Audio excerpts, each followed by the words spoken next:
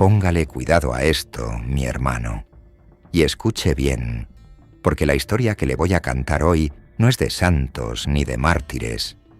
Olvídese de las películas de Hollywood, donde el malo tiene corazón y el bueno siempre gana. Aquí no hay buenos. Aquí lo que hay es sobrevivientes. Esta es la historia real de cómo 3 hombres se repartieron el mundo, se lo comieron a mordiscos, y luego se dedicaron a ver quién era el primero en quemarlo todo por pura vanidad. Estamos hablando de antes de que existieran las reglas, antes de que viéramos a los patrones sentados en mesas elegantes, con trajes de seda italiana, fingiendo ser hombres de negocios respetables.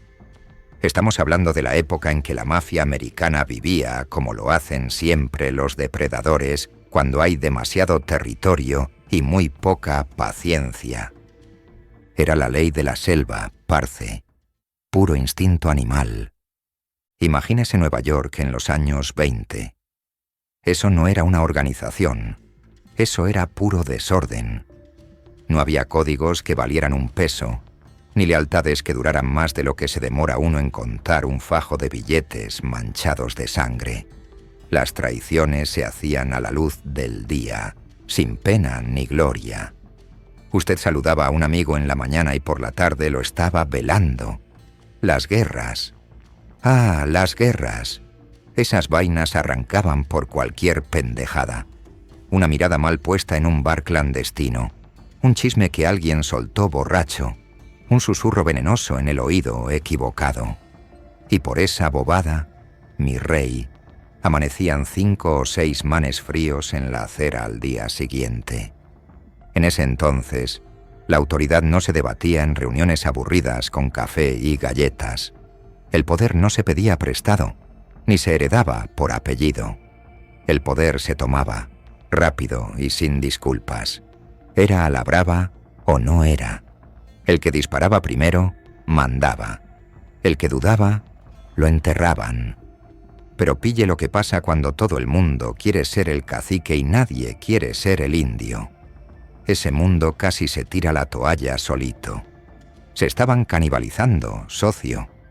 Para finales de los años 20, la situación era insostenible.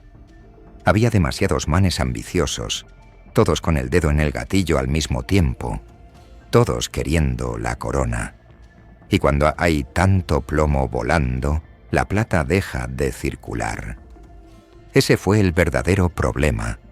No los muertos, sino la plata. La plata se detuvo.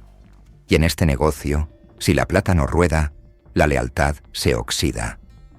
La atención de la policía se les echó encima, que era un descaro. Ya no podían operar tranquilos. Los tombos estaban por todos lados, presionando, cerrando negocios, rompiendo puertas, porque los cuerpos se apilaban tan rápido en las calles que hasta los que iban ganando la guerra empezaron a verse nerviosos. Usted sabe cómo es la vuelta. Cuando el negocio se calienta tanto, se quema. El mensaje empezó a ser clarísimo, incluso para esos manes brutos que solo respetaban la violencia y nada más. Entendieron que, si seguían en esa tónica, dándose en la cabeza por cada esquina y por cada dólar, no iba a quedar un carajo de imperio por el cual pelear. ¿Qué les iba a quedar? ¿Cenizas? Solo entierros y procesos judiciales, puros funerales y cana.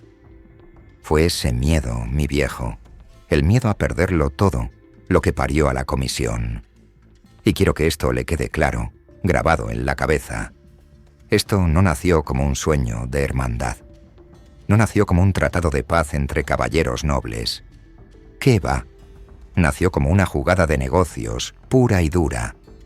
Supervivencia financiera. Imagíneselo. Una mesa de madera fina, unas cuantas sillas de cuero, humo de tabaco llenando el aire, y unas reglas básicas diseñadas con un solo propósito: mantener la plata moviéndose y mantener las guerras en cuarentena. En teoría, para los de afuera, era un órgano de gobierno, una manera civilizada para que las familias más duras resolvieran sus chicharrones sin convertir a Nueva York en un cementerio público. Pero en la práctica, en la realidad era algo mucho más jodido y peligroso. Era un salón donde enemigos naturales, tipos que se odiaban a muerte, estaban obligados a sentarse cara a cara y hacerse los que confiaban entre ellos. Puro teatro socio. Desde esa primera reunión, desde el primer apretón de manos sudoroso, cada tipo en esa mesa entendió la verdad. La comisión no iba de colaborar, no iba de todos para uno, iba de coger posición. Se trataba de medir al otro, de mirarlo a los ojos y calcular cuánto pesaba, de salir de cada reunión con un poquito más de ventaja, con un poquito más de palanca que con la que habías entrado, de asegurarse de que cuando la cosa estallara, porque todos, absolutamente todos sabían que esa vaina iba a estallar tarde o temprano, usted no fuera el que estuviera con los calzones abajo. Ahí, en esas reuniones silenciosas, entre cortinas cerradas y murmullos, fue donde la rivalidad se puso seria de verdad. Ya no era en el barrio, ni en los callejones oscuros, ni a punta de plomo caliente. Ahora la guerra era en el silencio. Una guerra fría, psicológica, mortal. Y aquí entran nuestros protagonistas. 3 monstruos, 3 visiones del mundo que no podían caber en la misma habitación sin que saltaran chispas. Joe Bonanno, Carlo Gambino y Vito Genovese. No llegaron a la comisión como iguales, ¿me entiende? En el papel, sí. En el organigrama todos eran jefes, todos eran dones. Pero en la realidad, ni de vainas. Cada uno traía una idea completamente distinta de lo que significaba mandar, de lo que significaba ser el patrón. Y esas ideas eran como el agua y el aceite. No podían aguantar juntas por siempre. Empecemos con Joe Bonanno. Este man era un caso aparte. Bonanno veía a la comisión como un altar, como una iglesia, algo casi sagrado, patrón. Para él, el poder tenía que tener raíz, tradición, jerarquía, orden. Él venía de la vieja escuela, de Sicilia, de donde la palabra de un hombre vale más que su vida. Creía que la mafia necesitaba estructura de la misma forma que un reino viejo necesita leyes y constitución. Pensaba que sin eso, todo se iba al piso, todo se derrumbaba. Para Bonanno, la firmeza y la elegancia eran poder. Creía que la legitimidad, incluso entre bandidos y torcidos, era lo más importante. Él quería ser el papa de la mafia, el árbitro moral. Pero al otro lado estaba Vito Genovese. Y a Genovese esa idea le daba es piedra. Le revolvía el estómago. Para Genovese el poder no era algo que uno cuidaba como una reliquia o un jarrón fino. Era algo que uno agarraba por el cuello y lo sometía. Él nunca creyó en compartir la olla. Nunca. ¿Usted cree que un tipo como Genovese, un carnicero de vocación, iba a aceptar sentarse en una mesa donde su voto valía lo mismo que el de manes que él consideraba flojos? Eso era un insulto. Un insulto que se tragaba por conveniencia, pero que jamás aceptó en su corazón podrido. Para él, la comisión no era la solución a nada. Era una pausa, un estorbo temporal, una piedra en el zapato que se interponía entre él y el control absoluto que tanto deseaba. Genovese quería ser el emperador, no un congresista. Quería que todos temblaran cuando él entrara al cuarto. Y luego estaba el tercer hombre, el que nadie veía venir, Carlo Gambino, el zorro, calladito, observador, casi un fantasma en la habitación. Gambino era otra cosa, mi hermano. Mientras Bonanno se la pasaba peleando discursos sobre el orden y la tradición como si fuera un político, y mientras Genovese medía a sus enemigos buscando dónde clavar el cuchillo, Gambino escuchaba. Hablaba poquito, no presionaba, no exigía nada, solo se fijaba, Se fijaba en cómo se portaban los otros cuando creían que estaban a salvo.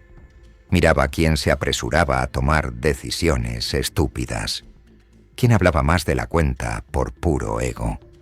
Quién no podía esconder su ambición y se le salía por los poros. Gambino entendió algo que los otros dos, en su arrogancia, no pillaron. En la comisión, el silencio no era de bobo. El silencio era un fusil, mi rey. Un arma de largo alcance.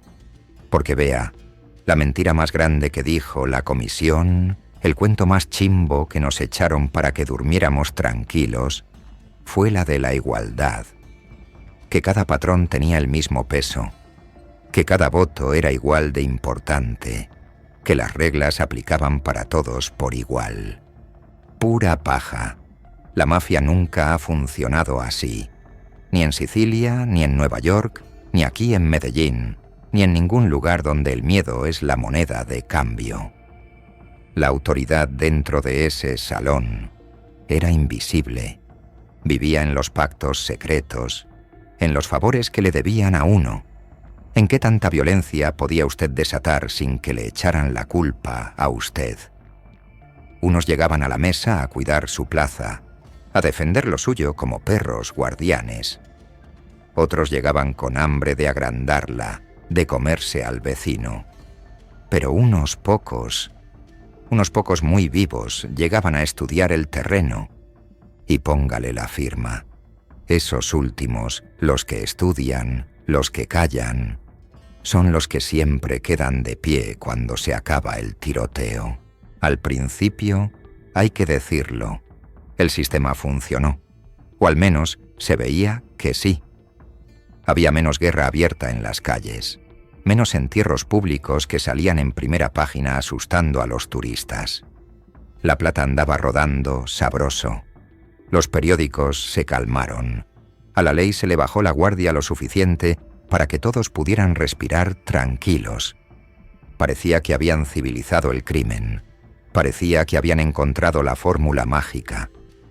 Pero la calma en la mafia nunca es paz, parce. Es un recreo. Es una pausa para recargar munición y afilar los cuchillos. Cada decisión que se tomaba dentro de la comisión dejaba un resquemor en alguna parte. Cada acuerdo dejaba a alguien sintiéndose robado, sintiendo que le habían metido la mano al bolsillo. Las alianzas se armaban calladitas en los pasillos oscuros y se desbarataban más rápido todavía. A nadie se le olvidaba un desaire. Nadie perdonaba una humillación. El rencor se acumulaba en las esquinas como basura sin recoger. Bonanno, en su nube de grandeza, empezó a verse a sí mismo como el poste, el ancla, el que daba equilibrio, el hombre que aguantaba el centro mientras otros se iban de largo por el abismo. Él creía, de verdad creía el muy iluso, que si se mantenían las reglas viejas, si se aguantaban el respeto y la jerarquía, el sistema sobrevivía a cualquier cosa. Pensaba que la prudencia era la fuerza. Genovese, al otro lado de la mesa, con los ojos inyectados de codicia, veía la prudencia como debilidad, como cobardía. Cada reunión donde a Genovese lo obligaban a negociar y a ceder, le parecía otro recuerdo amargo de que no estaba donde él creía que tenía que estar. Veía a los manes hablar en vez de actuar, votar en vez de dar órdenes como machos, y cada vez el fastidio se le crecía en el pecho como un cáncer. Era paciente, sí, porque no era bruto, pero su paciencia nunca fue infinita. Tenía fecha de vencimiento. Y Gambino pilló algo que ninguno de los otros dos había entendido del todo.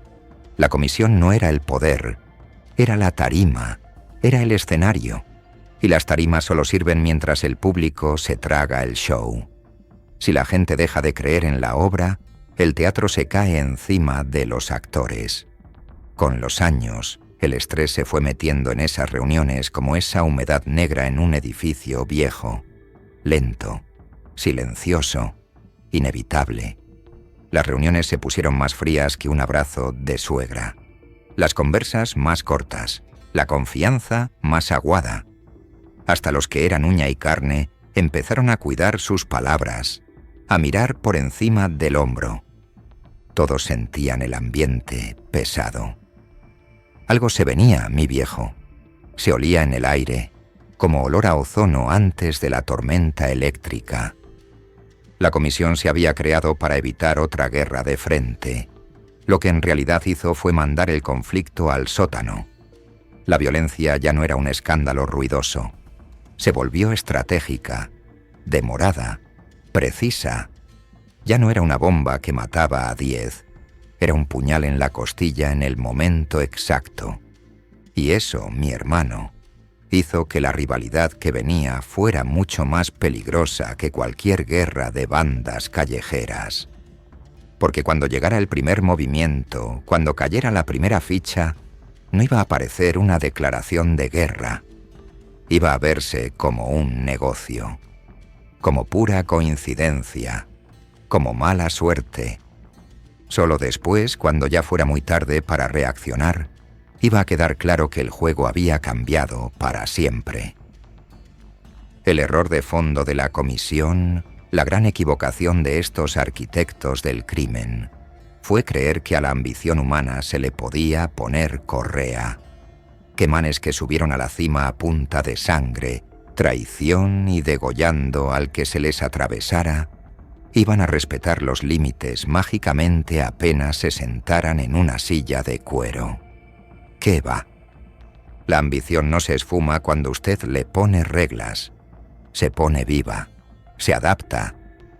Bonanno intentó gobernarla con leyes. Genovese intentó dominarla con fuerza bruta. Gambino decidió dejar que ella misma se matara. Esa diferencia, parce, es la clave de todo lo que vamos a ver. Esa diferencia es la razón por la que uno terminó exiliado, otro terminó pudriéndose en una celda y otro terminó muriendo de viejo en su cama, siendo el rey de todo. Esto apenas comienza. Y créame, lo que viene es candela pura. Para entender cómo se desbarató todo, mi hermano, toca mirar cómo se armó primero. Porque nadie construye un edificio pensando en cuándo se va a caer. Pero si los cimientos están podridos, no importa qué tan bonito pintes la fachada. Esa vaina se va a venir abajo. Vámonos para atrás un poquito, a mediados de los años 30. La comisión ya no era un experimento loco. Era una verdad, una realidad.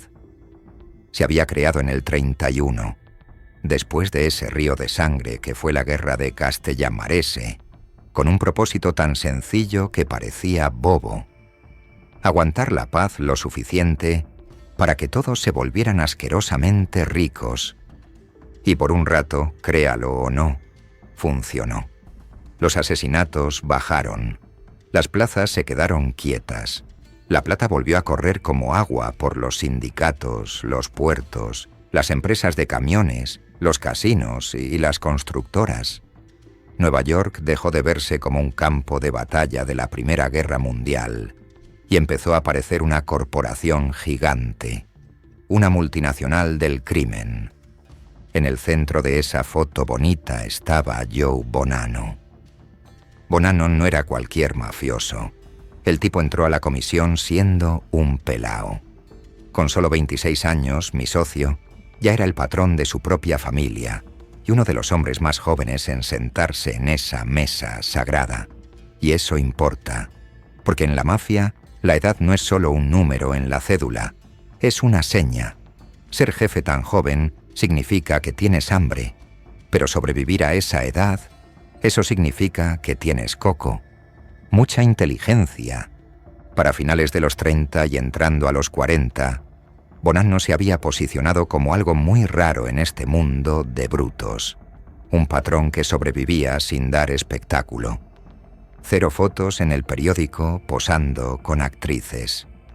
0 vida de lujos estrafalarios para que los vecinos chismosearan. 0 violencia innecesaria. Mientras otros llamaban la atención como pavos reales, Bonanno se perdía en la multitud, construyendo su imperio calladito. Apuestas, Préstamos gota a gota, pero a nivel industrial. Importaciones, bienes raíces, siempre con fachadas legales, siempre con la excusa perfecta de «yo no sé nada, oficial, soy un hombre de negocios». Para 1945, cuando Bonanno se hizo ciudadano gringo oficialmente, el man ya era multimillonario. Pero tenía algo que valía más que los dólares: credibilidad. Adentro de la comisión lo veían como el tipo confiable, predecible, el man que respetaba la estructura y no se movía sin tener una buena razón. Esa fama, mi viejo, esa reputación de hombre de honor, después se le volvería su fuerza más grande y su debilidad mortal. Luego vino la posguerra, los años 50. El mundo estaba cambiando y la balanza dentro de la comisión se empezó a mover. Unos patrones se murieron de viejos o de plomo. A otros los metieron a la cárcel. Se abrieron huecos de poder y Bonanno, siempre listo, dio un paso al frente, acercándose más al centro del tablero. En el 51, Vincent Mangano desapareció. Y cuando digo desapareció, es que se lo tragó la tierra o el cemento. Se dio por muerto. Y la presidencia de la comisión, ese título que sonaba tan bonito, le cayó a Bonanno. Oficialmente, era puro protocolo. Usted lleva la agenda, usted da la palabra, pero por debajo de cuerda, eso significaba influencia pura.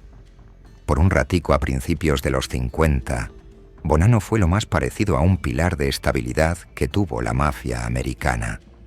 El tipo se creyó el cuento. Creía que la comisión podía volverse un gobierno permanente, no una dictadura, no un trono para un solo rey, sino un consejo de sabios. Creía que si las familias respetaban los linderos y arreglaban sus problemas internamente, sin hacer ruido, el sistema podía durar para siempre. En su mente, el desorden del pasado había probado una sola cosa: que la ambición sin correa se los tira a todos. Pero esa creencia tan bonita lo puso directo en el camino de un tren sin frenos llamado Vito Genovese. Genovese era la otra cara de la moneda. El man había vuelto de Italia en el 45. Había sobrevivido a todo: a Mussolini, que no quería a la mafia, a los aliados, que invadieron Italia, y a varios procesos por asesinato que le tenían guardados en Estados Unidos. El tipo era un sobreviviente nato, pero volvió bravo. Para principios de los 50, ya estaba de vuelta en Nueva York, más rico, más bravo y más decidido que nunca a recuperar el tiempo perdido. Genovese miraba cómo operaba la comisión bajo Bonanno y le daba asco. Para él, eso no era liderazgo, eso era burocracia de oficina. Genovese no creía en compartir la olla. Él creía en el dominio total. La idea de que manes como Bonanno, con sus discursos de paz y amor, pudieran frenar su subida con formalismos y votaciones, lo enfurecía. Y entre más Bonanno se hacía el prudente, más Genovese lo veía como el enemigo, como el obstáculo. Esta tensión no era teórica, parce. No eran dos filósofos discutiendo en un café. Esto se veía en la calle, se veía en los votos de la mesa, en las propuestas que tumbaban, en los permisos que se demoraban misteriosamente, en los desacuerdos callados por quién controlaba qué plaza. Nada para hacer novela todavía, nada ilegal en el papel, pero cada decisión endurecía las posiciones como el cemento seco. Y ahí, en la sombra, estaba el tercer hombre, Carlo Gambino. Para principios de los 50, Gambino todavía no era el Don Carlo indiscutible en que se volvería después. Pero ya era algo peligroso. Era un tipo en el que todos confiaban. Había aguantado bajo Mangano. Se había amañado bajo el loco de Albert Anastasia, que era su jefe directo. Gambino sabía cuándo moverse y, más importante, Sabía cuándo quedarse quieto. Mientras Bonanno hablaba de leyes y Genovese empujaba con los hombros, Gambino escuchaba. Era una grabadora humana. Se daba cuenta de todo. Veía que la autoridad de Bonanno dependía de que todos estuvieran de acuerdo. Un consenso frágil como el cristal. Veía que la ambición de Genovese dependía del caos y la disrupción. Y se dio cuenta de algo más, algo clave. Ambos manes, Bonanno y Genovese, necesitaban a la comisión para que les diera validez. Necesitaban el sello de aprobación. Gambino no. Gambino entendió que el poder real no necesita permiso. A medida que la década avanzaba, la comisión dejó de sentirse como Suiza, como un lugar neutral. Las reuniones se pusieron más frías que un témpano. Los manes llegaban con menos aliados, mirando para todos lados. Las conversaciones se acortaron. Nadie lo decía abierto, porque el que habla pierde, pero todos entendían la verdad. La comisión se estaba volviendo un campo de batalla sin que se tirara un solo tiro. Bonanno intentó frenar el bus, intentó ir más despacio. Se agarró de las alianzas con los tradicionalistas, los viejos que pensaban como él. Fortaleció los lazos a la antigua, con la familia. En 1956, Bonanno organizó una boda real, el matrimonio de su hijo, Bill Bonanno, con Rosalie Profaci. Pille el detalle. Rosalie era la sobrina de Joe Profaci, otro de los patrones duros de la comisión. Para Bonanno, esto era algo bonito, personal. Pero en este mundo, nada es personal. Todo es negocios. Esa boda fue política pura. Una seña clara, una bandera plantada en la cima de la montaña, diciendo que Bonanno todavía tenía en sus manos a un bloque poderoso dentro de la comisión. Unió a 2 de las 5 familias por sangre. Genovese vio ese matrimonio de otra forma. No vio amor, vio una amenaza existencial. Lo vio como una consolidación de poder. Vio a Bonanno apretando el nudo, cerrando el círculo alrededor de una autoridad que Genovese creía que no le tocaba a ese principito. Ese mismo año, 1956, Genovese dijo, no más. Se cansó de jugar a las muñecas. Empezó a acelerar sus planes. Empezó a moverle el piso a Frank Costello, el aliado de Bonanno. Se puso a sí mismo como el que seguía en la fila, el sucesor natural.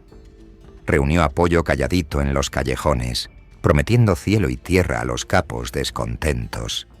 Y luego se preparó para la violencia. El tablero estaba listo. Las fichas estaban puestas. Bonanno creía que sus reglas lo protegían. Genovese creía que su fuerza lo coronaría. Y Gambino simplemente esperaba a que uno de los dos cometiera el error fatal. Y créame, mi hermano, el error llegó. Y llegó con pólvora. En la próxima parte se rompe el silencio. Se acaba la diplomacia y empieza la cacería. El año es 1957 y nadie va a salir limpio de ahí. Llegamos al 57, Parce. Marque ese año en el calendario con rojo, porque ese fue el año en que la olla a presión finalmente estalló. Si usted cree que ha visto desorden, espere a ver lo que pasa cuando a la ambición se le quita el freno de mano y se le corta la guaya. Para este momento, Vito Genovese ya estaba mamado de esperar. Había pasado años viendo a otros comerse el pastel que él creía, con toda la furia de su alma, que le tocaba a él. Había sobrevivido al exilio, a la guerra, a los jueces, pero lo que no podía aguantar era la irrelevancia. Para mayo del 57, el man decidió que ya no iba a pedir permiso a la comisión.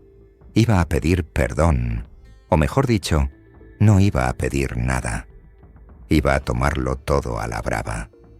El primer objetivo en su lista era Frank Costello, Costello era el cerebro de la familia Luciano, el primer ministro, y lo más importante, era el parcero de Bonanno. Genovese sabía que mientras Costello estuviera respirando y susurrándole al oído a los jueces y a los políticos, él nunca iba a ser el rey absoluto. Costello era la piedra en el zapato que no lo dejaba caminar. Así que Genovese mandó a un muchacho, un gigante exboxeador llamado Vincent de Chin Gigante, a hacer la vuelta. El 2 de mayo de 1957, Gigante esperó a Costello en el lobby de su edificio lujoso en Manhattan. No se escondió en las sombras, no, señor. Cuando vio entrar a Costello, el tipo salió, le apuntó y le gritó: «Esto es para ti, Frank». Bang. Pero pille la ironía, mi hermano, porque el destino tiene un sentido del humor bien macabro. La bala solo le rozó la cabeza a Costello. Le arrancó un pedazo de piel, lo puso a sangrar como un marrano, sí, pero no lo mató. Quedó vivo.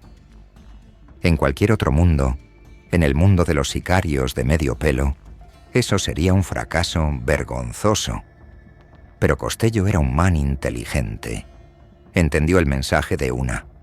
No necesitaba que lo remataran para entender la indirecta. El mensaje era: esto ya no es política, mijo. Esto es un desalojo. Costello, sabio como él solo, decidió que la vida valía más que el orgullo. Se jubiló. Se hizo a un lado. Le entregó la corona a Genovese sin disparar una sola bala de vuelta. Por primera vez, Genovese se sintió Dios. Creyó que ya había coronado. Sentía el control absoluto cerquita, al alcance de la mano. Había forzado el cambio con violencia, pasándose por la faja todas las reglas de Bonanno. Bonanno vio todo esto desde su oficina y se le heló la sangre. Para él, el atentado a Costello no fue solo un ataque a un rival, fue un ataque al sistema mismo. Las reglas decían clarito: usted no toca a un jefe sin la aprobación de la comisión. Genovese había cruzado una línea que no tenía vuelta atrás, pero Bonanno no hizo nada. Se quedó quieto, y ese titubeo le iba a salir carísimo. Porque a Genovese le faltaba una ficha grande, violenta y peligrosa: Albert Anastasia. A Anastasia le decían el sombrerero loco y el Lord Verdugo. No era un tipo de negociar con cafecito. Era el patrón de la familia que llevaba su nombre, y era el carnicero mayor. Mientras Anastasia estuviera vivo y aliado con lo que quedaba de la vieja guardia, Genovese no podía dormir tranquilo. Así que Genovese buscó al único tipo que podía traicionar a Anastasia desde adentro. ¿Adivine quién? Sí, señor, Carlo Gambino. Gambino era el segundo de Anastasia, el man que le cargaba la maleta, el que sonreía, el que siempre estaba ahí, calladito, invisible. Pero Gambino ya había hecho sus cuentas. Sabía que Anastasia era una bomba de tiempo, un loco que atraía demasiada atención. Así que, con la bendición calladita de Genovese, Gambino dio luz verde. ¡Hágale! 25 de octubre del 57. Hotel Park Sheraton en Manhattan. Anastasia estaba relajado en la silla del barbero, con toalla caliente en la cara, sintiéndose el dueño de Nueva York. Entraron dos sicarios con la cara tapada. Anastasia intentó pararse, intentó pelear. Le disparó al espejo creyendo que eran los asesinos. No tuvo chance. Lo dejaron como un colador ahí mismo, entre las revistas y la espuma de afeitar. El asesinato asustó a todo el mundo. Matar a un jefe así, en público, a plena luz del día, eso era volver a los tiempos de Al Capone. Pero la jugada de fondo no fue el muerto, fue el vivo. Con Anastasia frío en la morgue, Gambino subió al trono de su familia. No peleó, no gritó. Simplemente se sentó en la silla que quedó vacía. La comisión lo aprobó rapidito, demasiado rápido para el gusto de Bonanno. Ahora Genovese creía que tenía el mundo a sus pies. Había sacado a Costello, había ayudado a quebrar a Anastasia y tenía a Gambino, supuestamente, de su lado. Pero aquí es donde el ego mata al hombre, parce. Aquí es donde el man se creyó más grande que la vida. Genovese no se conformó con ganar en las sombras. Quería que lo aplaudieran. Quería la fiesta de coronación. Quería que todos los capos de Estados Unidos le besaran el anillo y le dijeran «Padrino». Así que se inventó la idea más estúpida en la historia del crimen organizado. La reunión de Apalachín. Imagínese la escena, porque parece de película de comedia. Noviembre 14 del 57. Un pueblito quieto en medio de la nada, en las montañas de Nueva York, en la casa de un mafioso llamado Joseph Barbara. El plan era juntar a todos los jefes del país para que Genovese se mostrara como el jefe de jefes. Era un flex, mi hermano, una chicanería. Y de repente, en este pueblo donde nunca pasa nada, empiezan a llegar Cadillacs, Lincolns y Mercedes de lujo. Carros que valían más que todas las casas del pueblo juntas, manejados por manes con trajes de seda, zapatos italianos y cara de pocos amigos. La policía local no era boba. Un sargento vio eso y dijo: «¿Qué es esta vaina? ¿Un desfile?». Llamaron refuerzos y montaron un retén en la única carretera de salida. Adentro de la casa, alguien miró por la ventana y gritó: «¡La tomba! ¡Nos cayeron!». Y ahí fue el caos total, el despelote.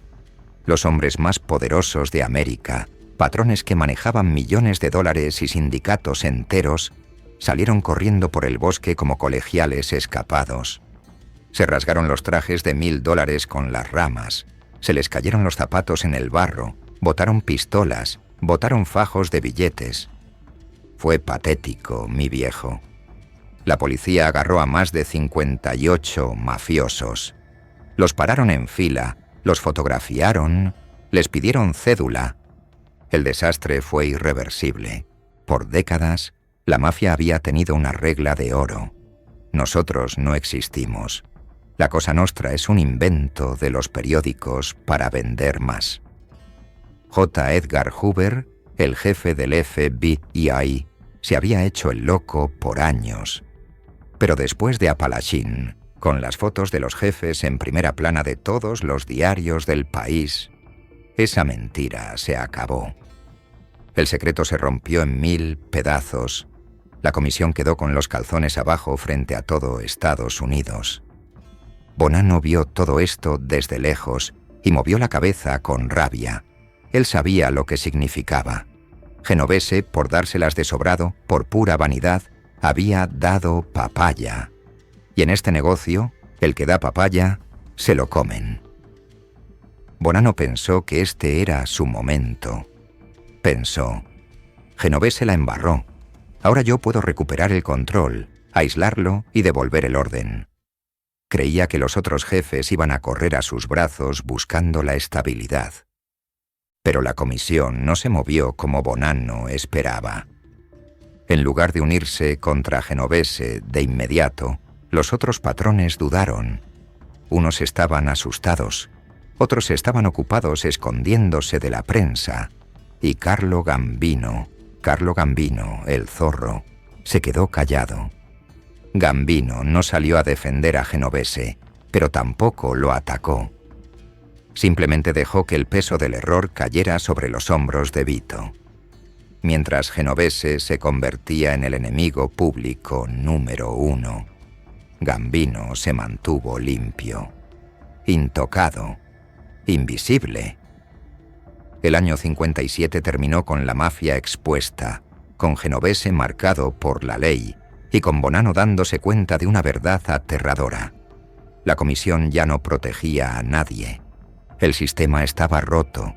y los tiburones empezaron a oler la sangre en el agua. En la próxima parte vamos a ver cómo se cobra esa factura, porque Genovese creyó que se había salido con la suya, pero Gambino ya estaba tejiendo la red para atraparlo. Y esta vez, la trampa no iba a ser con balas, sino con algo mucho peor: traición. Después del circo de Apalachín, el aire en Nueva York se puso irrespirable. La omertá, ese código de silencio sagrado del que tanto hablaban los viejos sicilianos, se había convertido en un chiste. Ya no eran una sociedad secreta, eran la portada del periódico de la mañana. Y cuando la luz te pega en la cara, las sombras se vuelven peligrosas. Para 1958, Vito Genovese estaba sintiendo el calor. La ley federal, que antes se hacía la de la vista gorda, ahora lo tenía en la mira telescópica. El man caminaba por la calle y sentía que hasta las estatuas lo miraban mal. Pero Genovese, siendo el toro bravo que era, no sabía echar para atrás. Su respuesta al peligro no fue esconderse, fue empujar más duro. Se regó el chisme en la calle, ese chisme venenoso que corre más rápido que la pólvora, de que a Genovese le estaban armando la cama. Se decía que la evidencia en su contra no era del todo limpia, que la estaban fabricando, y peor aún, que sus propios aliados estaban ayudando a los federales a ponerle la soga al cuello. Bonanno, desde su esquina, sospechaba que Carlo Gambino tenía las manos metidas en ese barrizal. Pero sospechar en este mundo no sirve de un carajo. La sospecha sin pruebas es como un revólver sin balas. Solo sirve para que te maten a ti. Lo que importaba no era la verdad, mi socio. Lo que importaba era el impulso, el momentum. Y Bonanno lo estaba perdiendo a chorros. Por décadas, Joe Bonanno había creído que la autoridad venía de ser prudente, de la restraint. Creía que la estabilidad lo iba a proteger. Pero en 1958, esa prudencia ya no parecía sabiduría. Parecía miedo. Parecía indecisión. La estabilidad se veía como agua estancada, y el agua estancada se pudre. Los patrones más jóvenes, los capos con hambre y los tenientes ambiciosos, empezaron a susurrar en los clubes sociales. Decían que Bonanno estaba bloqueando el progreso, que el viejo se había quedado pegado a una idea romántica del orden, mientras el mundo real estaba cambiando a toda velocidad. Bonanno todavía creía en la comisión, pero cada vez menos hombres creían en él. Mientras tanto, Genovese estaba desesperado por mantener el control, y la desesperación es mala consejera. Para mantener a sus soldados contentos y su bolsillo lleno, siguió apoyando operaciones de narcotráfico a gran escala, ignorando las advertencias de los otros jefes. Y aquí es donde la codicia le ganó a la inteligencia. Las drogas dan mucha plata, sí, billetes largos, pero también traen condenas que asustan. No estamos hablando de un par de años por extorsión. Estamos hablando de 30 años, de cadena perpetua. Ese tipo de presión es la que convierte a un soldado leal en un sapo cantarín. El miedo a pudrirse en la cárcel se regó rápido entre la tropa de Genovese. Y cuando la tropa tiene miedo, el general está muerto. La trampa se cerró en abril de 1959. No fue con una balacera en un restaurante, no fue con una bomba en el carro. Fue con un juez y un martillo. Vito Genovese, el hombre que soñó con ser el jefe de jefes, fue condenado por cargos de narcotráfico. La sentencia: 15 años en una prisión federal. Para un hombre de su edad y en su posición, 15 años es una eternidad. Es una sentencia de muerte en cámara lenta. El hombre que quería dominar la comisión fue sacado del tablero por completo. Lo borraron del mapa. Ahora, si usted mira esto en el papel, uno pensaría: Listo, ganó Bonanno. Su rival más grande estaba fuera de juego. Debió haber sido su momento de gloria. Pero esta no fue una victoria limpia, mi rey. Fue una victoria pírrica. Genovese se fue, pero el daño que causó se quedó pegado como la mugre. El desastre de Apalachín los había debilitado a todos. La presión de la ley no bajó. Al contrario, aumentó. La confianza dentro de la comisión se había ido al piso. Y lo más grave, la autoridad de Bonanno se había desgastado en silencio durante todo ese desorden. Mientras él peleaba por las reglas, otro hombre estaba recogiendo las fichas. Carlo Gambino salió de entre los escombros más fuerte que nunca. Pille la jugada maestra de este zorro. Se había alineado con quien tocaba en el momento justo. Se había quedado callado cuando los otros gritaban. Dejó que sus rivales se pusieran la soga al cuello solitos.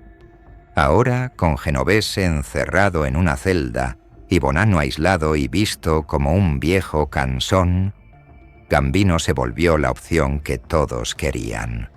Se volvió el consenso. No porque él saliera a exigir el poder golpeando la mesa, no, sino porque en medio de la tormenta todos necesitaban un puerto seguro, necesitaban estabilidad, y Gambino, con su cara de abuelito inofensivo y su mente de ajedrecista, parecía la opción más segura para que el negocio siguiera facturando. Fue ahí, en ese momento amargo, cuando Bonanno por fin entendió la verdad más dura de este mundo. La comisión no premiaba la lealtad al sistema. No le importaba un carajo la tradición ni el honor. La comisión premiaba la supervivencia. Y la supervivencia, mi hermano, siempre le sonríe al hombre que nunca se apresura, que nunca habla más de la cuenta y que nunca muestra sus cartas hasta que ya tiene la mano ganadora en la mesa. Bonanno se dio cuenta de que lo habían flanqueado. Se dio cuenta de que el juego había cambiado y él no se había enterado. Y cuando un hombre poderoso se siente arrinconado, hace cosas desesperadas. En la próxima parte vamos a ver la jugada final de Bonanno, su último all-in, un movimiento diseñado para recuperar su relevancia y su control a la brava. Pero en lugar de salvarlo, esa jugada va a prender la mecha de una bomba que le va a estallar en las manos. Va a poner a toda la comisión en su contra y va a desatar una guerra civil dentro de su propia familia. Desde este punto, mi viejo, ya no hay regreso al orden, solo queda el abismo. Entramos en los 60, mi hermano. Una década nueva, música nueva, presidentes nuevos, pero los mismos pecados viejos de siempre.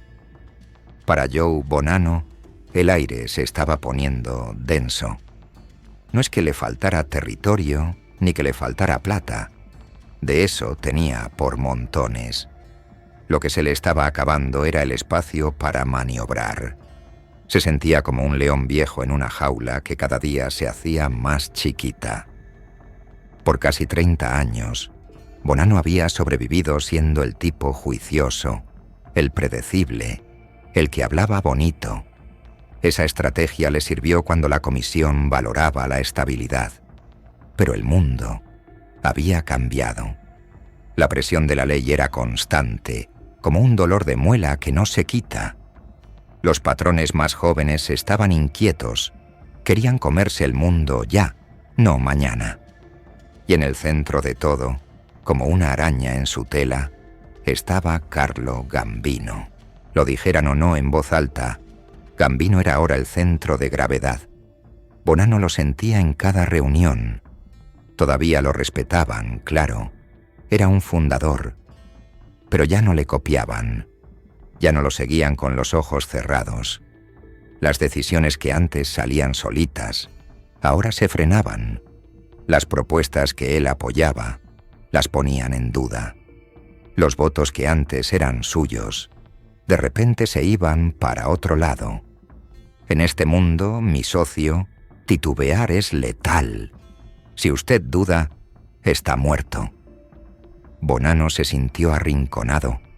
Gambino controlaba el centro. Genovese, incluso desde la cárcel, todavía metía miedo y mandaba mensajes. Y la comisión, esa institución sagrada que Bonanno había defendido como un perro guardián, ya no cuidaba a sus propios viejos. Así que Bonanno hizo algo que iba en contra de toda su imagen pública. Algo que nadie esperaba del hombre de honor. Decidió dar el primer golpe. Decidió patear el tablero. Cerca del año 62, Bonanno empezó a susurrar una solución radical. Buscó a uno de sus aliados más viejos, Joe Magliocco, el patrón de la familia Profaci.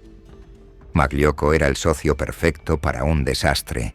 Estaba enfermo, ya estaba viejo, y vivía cagado del susto de perder su puesto. Bonanno sabía eso. Sabía que la desesperación vuelve a los hombres útiles. Le llenó la cabeza de miedo y de promesas. Le dijo que Gambino los iba a sacar a todos, que tenían que actuar antes de que fuera tarde. El plan, cuando se supo después, era sencillo y completamente loco al mismo tiempo. Objetivo 1. Quitar a Carlo Gambino. Objetivo 2. Quitar a Tommy Lucchese, el aliado incondicional de Gambino. Objetivo 3. Recuperar el control total de la comisión. Bonanno creía que, sin el cerebro de Gambino y sin el músculo estratégico de Lucchese, la balanza se iba a voltear a su favor naturalmente. Era una idea quirúrgica. No querían una guerra callejera con bombas y tanques. Querían 2 decapitaciones limpias en la cima. El problema, como siempre en estas vueltas, no fue la idea, fue la ejecución. O mejor dicho, el ejecutor. Magliocco, que estaba encargado de cuadrar los muertos, cometió el error de su vida. Le delegó el trabajo sucio a uno de sus capos de confianza, Joseph Colombo. Pille el perfil de Colombo. Era joven, era ambicioso, hablaba hasta por los codos y tenía una inseguridad tremenda por dentro. Era exactamente el tipo de hombre equivocado para una conspiración de este calibre. Colombo recibió la orden. Hay que quebrar a Gambino y a Lucchese. El man escuchó, asintió, dijo: «Sí, patrón». Pero apenas salió de la reunión, el cerebro le empezó a dar vueltas. Colombo miró el panorama. Por un lado tenía a Bonanno y Magliocco, 2 dinosaurios asustados que querían volver al pasado. Por el otro tenía a Gambino, el dueño del presente, el hombre que controlaba el futuro. Colombo hizo la matemática simple de la supervivencia. Si sigo a Bonanno y fallamos, estoy muerto. Si traiciono a Bonanno y me voy con Gambino, puedo coronar. A Colombo le dio el temblor. Le entró el pánico.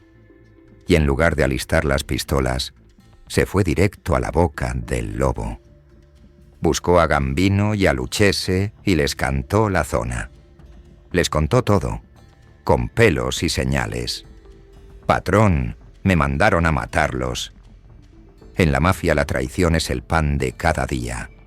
Pero traicionar a un jefe de la comisión que todavía está sentado en la silla, eso es imperdonable. Colombo no solo echó al agua un plan, volteó la mesa entera. Se convirtió en el sapo más grande de la historia, pero un sapo estratégico. La respuesta de Gambino fue de una frialdad miedosa. No gritó, no mandó sicarios a la loca. Usó el sistema. Usó la burocracia criminal que Bonanno tanto amaba. La comisión citó a Magliocco para que explicara el chicharrón. Magliocco, temblando, se apareció. Confesó todo. Estaba enfermo, muriéndose, y pidió clemencia. La comisión fue cruel, pero elegante. No lo mataron. Le impusieron una multa de $43,000 y lo obligaron a retirarse. Le quitaron el poder y lo mandaron a morir solo a su casa. ¿Y a quién le dieron el control de su familia? A Joseph Colombo. Sí, señor. Le entregaron la corona al mismo man que lo traicionó. Fue el premio por ser un buen sapo. Un mensaje clarito para todos. Si estás con Gambino, ganas. Si estás contra él, pierdes todo. Luego fueron por la cabeza grande. Citaron a Joey Bonanno. Venga, don Joe, y nos cuenta qué pasó. Y aquí Bonanno tomó la decisión que selló su destino. No fue. Bonanno dijo: yo no tengo que explicarle nada a nadie. Yo soy la comisión. Se negó a aparecer. Y en un mundo donde la autoridad solo existe si uno se somete a ella, no ir a la cita es una admisión de culpa. Es escupirles en la cara a los otros jefes. Desde ese momento, Bonanno dejó de ser un colega. Dejó de ser un hombre de honor. Se convirtió en un problema que había que eliminar. Un estorbo. Carlo Gambino no necesitó alzar la voz. El sistema que Bonanno había defendido por décadas ahora estaba trabajando en su contra. Lento, metódico, sin piedad. Y como si fuera poco llegó 1963, el año en que el secreto se acabó de morir. Joseph Valachi, un soldado de bajo rango de la familia genovese, se sentó frente al Senado de los Estados Unidos y prendió el ventilador. Por primera vez en la historia, alguien contó en televisión nacional cómo funcionaba todo. La estructura, los juramentos, las familias y la comisión. Bonanno se sintió cazado. El FBI lo buscaba por un lado. La comisión lo buscaba por el otro. Sus aliados se esfumaron como humo. Incluso dentro de su propia familia, la lealtad se empezó a quebrar. Los capos olían la debilidad y empezaban a mirar para otro lado. Y entonces, el 21 de octubre de 1964, pasó lo impensable. Joe Bonanno desapareció. La noche antes tenía que presentarse ante un gran jurado federal. Salió de la oficina de su abogado en Park Avenue, Manhattan. Llovía. De repente, 2 hombres lo agarraron, lo metieron en un carro a la fuerza y se esfumaron en la noche. Por semanas, nadie supo nada. Los chismes explotaron. Unos decían que Gambino lo había mandado a matar y que estaba enterrado en Nueva Jersey. Otros decían que Magadino, su primo y enemigo, lo tenía secuestrado. Y otros, los más maliciosos, decían que Bonanno había organizado su propio secuestro para esconderse de la ley y de la comisión al mismo tiempo. La verdad sigue siendo un misterio borroso, pero lo que importó no fue la verdad, fue la percepción. Bonanno no estaba, y el poder no espera a nadie. En su ausencia, la comisión se movió rápido, sin sentimentalismos. Declararon que Bonanno ya no era el jefe. Apoyaron a una facción rival dentro de su familia, liderada por Gaspar Di Gregorio, un viejo que le tenía ganas al puesto. El mensaje fue brutal. Si Bonanno no se sometía, lo reemplazaban. Así de simple. Cuando Bonanno reapareció meses después, llamando desde una cabina telefónica, diciendo que lo habían tenido secuestrado, ya era demasiado tarde. El daño estaba hecho. La familia Bonanno estaba partida en 2. La lealtad se había roto. Y la comisión, bajo la batuta silenciosa de Gambino, ya había escogido un ganador. Bonanno intentó pelear, intentó volver, pero lo que se le venía encima no era una negociación. Era una guerra civil. La famosa Guerra de los Bananos. Pero eso, mi parce, eso es el comienzo del fin. En la próxima parte vamos a ver cómo se desangra una familia desde adentro y cómo Gambino mira a los toros desde la barrera, sonriendo, mientras sus enemigos se destruyen solitos.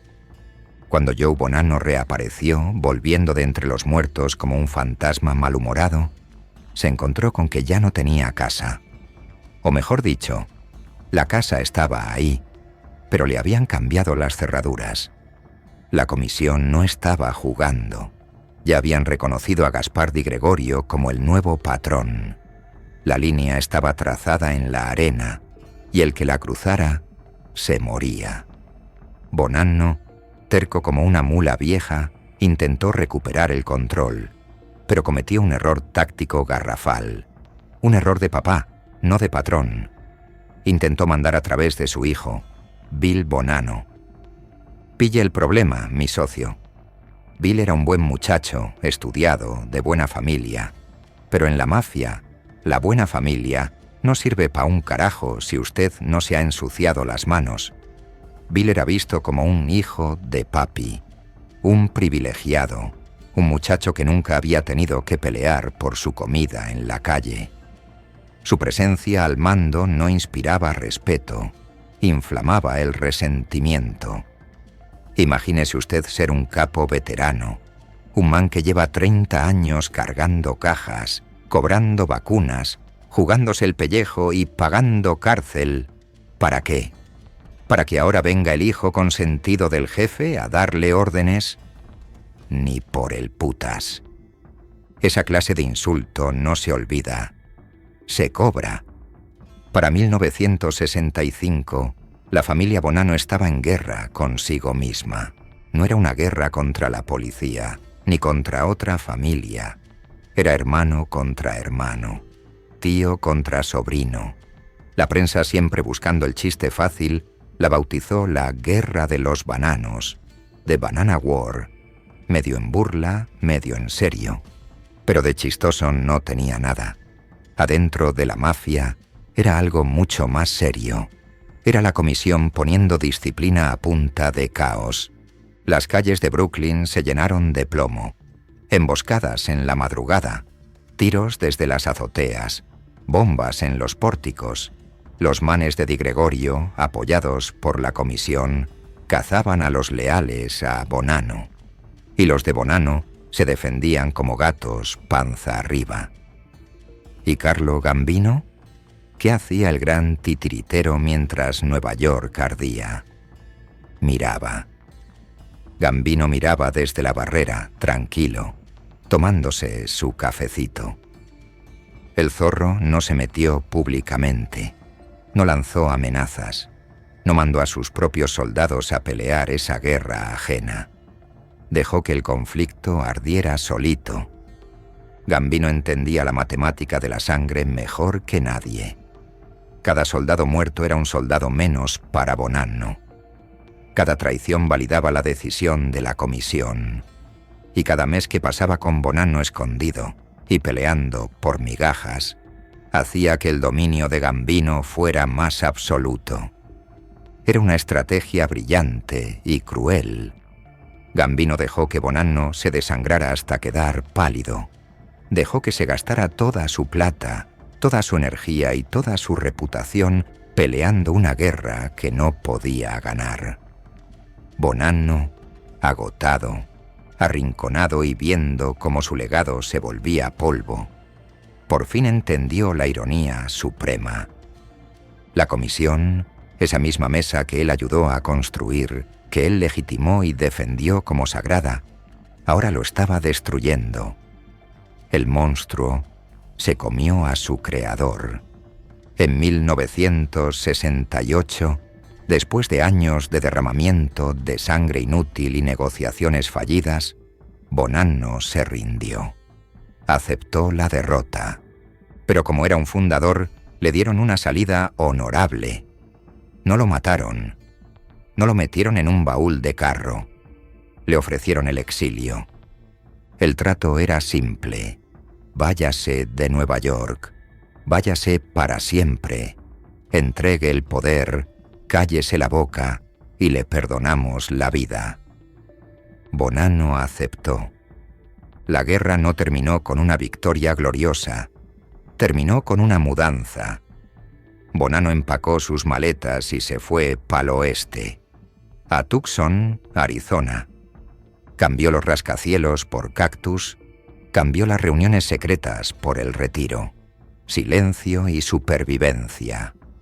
Allá vivió el resto de sus días, escribiendo libros y quejándose de cómo los tiempos habían cambiado, mientras sus antiguos socios seguían repartiéndose el ponqué.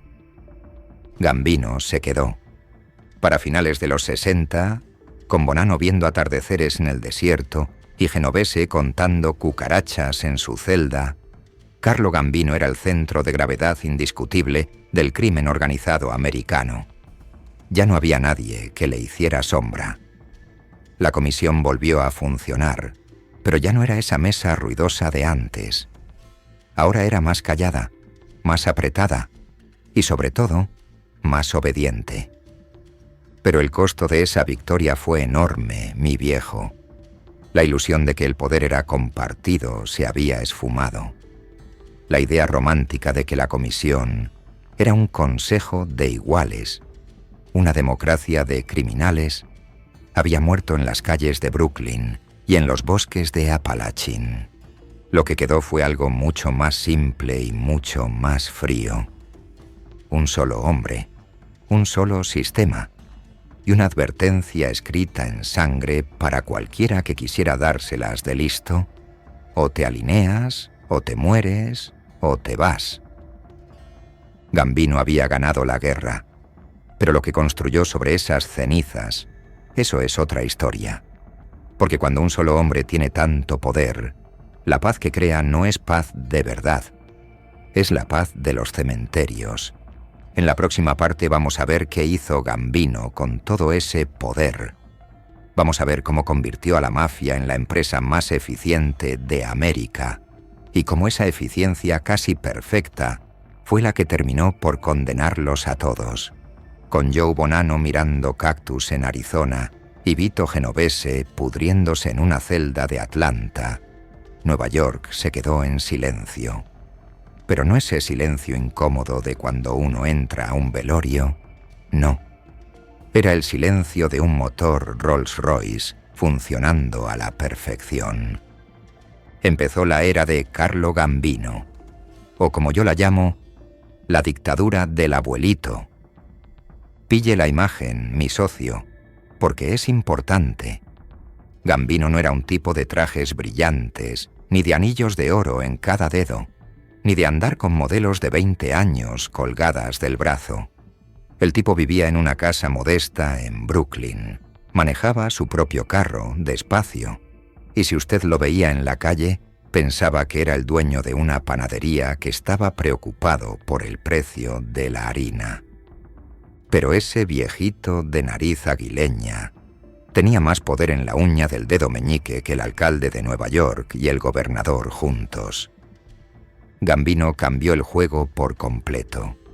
Entendió algo que los otros dinosaurios nunca pillaron. El ruido es malo para el negocio. Bajo su mandato, la comisión dejó de ser un ring de boxeo donde se medían los egos y se convirtió en una junta directiva de Fortune 500. Gambino impuso una regla de oro. Si no es necesario matar, no se mata. ¿Por qué? Porque un muerto trae patrullas, trae fiscales, trae periodistas husmeando en la basura, y eso interrumpe el flujo de caja. Gambino odiaba las interrupciones, así que la violencia en Nueva York cambió. Se volvió quirúrgica. Ya no había tiroteos a lo loco en restaurantes familiares. Si alguien tenía que irse, simplemente desaparecía, se evaporaba, sin titulares, sin escándalo. La familia de la víctima recibía un mensaje calladito y la vida seguía. Fue la época dorada de los negocios de cuello blanco. Gambino sacó a la mafia de los callejones y la metió en las oficinas. Se metieron en todo, mi rey. En la construcción, en el cemento, en los sindicatos de camiones, en la recolección de basura, en los puertos, en la industria textil. Le voy a dar un dato para que dimensione el poder de este man. En los años 70, si usted quería construir un edificio de más de 2 pisos en Manhattan, tenía que pasar por Gambino. Punto. Él controlaba el sindicato que ponía los ladrillos. Controlaba a los electricistas, controlaba a los carpinteros y, lo más importante, controlaba el cemento. Tenía el monopolio del concreto armado en la ciudad. Si usted no pagaba la tasa Gambino, sus camiones de mezcla nunca llegaban, o llegaban vacíos, o los choferes se iban a huelga porque el aire estaba muy frío. Gambino tenía la ciudad más grande del mundo, agarrada por las bolas, y la ciudad ni siquiera gritaba, solo pagaba la factura. La plata entraba por toneladas, camiones blindados de efectivo, y como todo parecía legal, como todo eran contratos de consultoría y servicios sindicales, el FBI se quedaba rascándose la cabeza. Sabían que Gambino era el jefe, pero no podían probar un carajo. El viejo no hablaba por teléfono, no firmaba papeles, todo era de boquilla, con una mirada, con un gesto. Era el imperio invisible. Adentro de la comisión, la democracia se acabó. Ya no se votaba, se asentía. Gambino se sentaba en la cabecera, hablaba pasito, casi susurrando, y los otros patrones, Carmine Persico, Tommy Lucchese, hasta que murió. Los jefes de las otras familias se inclinaban para escuchar. Lo que don Carlo decía era ley sagrada. Parecía que habían ganado la guerra contra el sistema. Parecía que la mafia se iba a quedar ahí para siempre, dueña y señora de América. Pero Gambino tenía un enemigo al que no podía sobornar, ni intimidar, ni mandar a desaparecer: el tiempo. Para mediados de los 70, el viejo estaba cansado. El corazón le fallaba, la respiración le costaba, y en la mafia, cuando el león viejo empieza a toser, las hienas empiezan a reírse. El problema de los imperios construidos alrededor de un solo genio es que no son transferibles. El respeto que le tenían a Gambino era personal, no institucional. Le tenían miedo a él, a su cerebro, a su memoria, y Gambino sabía que se iba a morir. Así que tuvo que tomar la decisión más difícil de su vida. ¿Quién se queda con las llaves del reino? Tenía dos opciones, y esto es clave para entender el desastre que vino después. Opción A: Aniel O'Neill de la Croce. Este era el favorito de la tropa. De la Croce era un mafioso de verdad, un tipo de la calle, duro, con cara de pocos amigos, que se pasaba los días en los clubes sociales de Little Italy jugando cartas con los soldados. Los capos lo adoraban porque Neil entendía el código, entendía la sangre. Era un mentor para tipos como un tal John Gotti, que venía subiendo con fuerza. Opción B: Paul Castellano, el primo de Gambino, Big Paul. Este man era lo opuesto. Vivía en una mansión en Staten Island que parecía la Casa Blanca, con mayordomos y jardín de rosas. Se creía un aristócrata. Odiaba la calle. Odiaba a los mafiosos que decían groserías o vestían mal. Quería ser un empresario legítimo, un CEO. La calle quería de la Croce. La lógica decía de la Croce. Pero Gambino, en su lecho de muerte, pensó con la billetera. Pensó: el futuro no es de los pistoleros, es de los negocios. Pensó que Castellano, con su perfil bajo y su mente para los números, era la evolución necesaria para que la familia no cayera en las garras del FBI. Así que Gambino eligió a Paul Castellano. Fue su último error, y fue fatal. El 15 de octubre de 1976, Carlo Gambino murió en su cama, viendo los Yankees en la televisión. Murió en paz, rodeado de su familia, sin esposas en las muñecas. El único padrino que le ganó al sistema hasta el último suspiro. Su entierro fue un evento nacional, pero apenas bajaron el ataúd a la tierra, el pacto de silencio se rompió. Paul Castellano asumió el mando, pero no asumió el respeto. Los capos de la calle, Los tipos duros que se jugaban la vida cobrando deudas y secuestrando camiones, miraban a su nuevo jefe en su mansión de marfil y decían: ¿y este man qué? ¿Por qué se lleva mi plata si nunca se ha ensuciado los zapatos? La Pax Gambino se había acabado. El viejo se llevó la autoridad a la tumba. Y mientras la familia Gambino empezaba a fracturarse por dentro, afuera se estaba armando la tormenta perfecta. El gobierno había aprobado una ley nueva, una vaina llamada RICO, Racketeer Influenced and Corrupt Organizations Act. Al principio, los mafiosos se reían de eso. Otra ley más, ¡qué miedo!, decían. No sabían que esa ley era la kriptonita. No sabían que con esa ley el gobierno ya no necesitaba probar quién jaló el gatillo. Solo necesitaba probar quién se sentaba en la mesa. El escenario estaba listo para la caída. Un jefe desconectado de la realidad, Castellano, una tropa hambrienta y resentida, Gotti y su combo, y un gobierno armado con un arma nuclear legal. En la próxima parte, mi hermano, se viene el derrumbe. Vamos a ver cómo la arrogancia de Castellano y la ambición de la nueva generación rompieron el juguete que Gambino se demoró 40 años en armar. Se acabó el silencio, vuelve el ruido, y esta vez el ruido los va a enterrar a todos. Póngale cuidado, mi viejo, porque aquí es donde la historia se parte en dos. Hasta ahora hemos hablado de manes que, con todos sus defectos, eran de la calle. Bonanno, Genovese, Gambino. Esos tipos sabían lo que era tener hambre. Sabían lo que era el olor a pólvora y el miedo a que lo quebraran en una esquina. Pero cuando Carlo Gambino cerró los ojos en el 76, el mundo que él cuidaba se murió con él. Entra en escena Paul Castellano, o como le decían en la calle con una mueca de asco, Big Paul.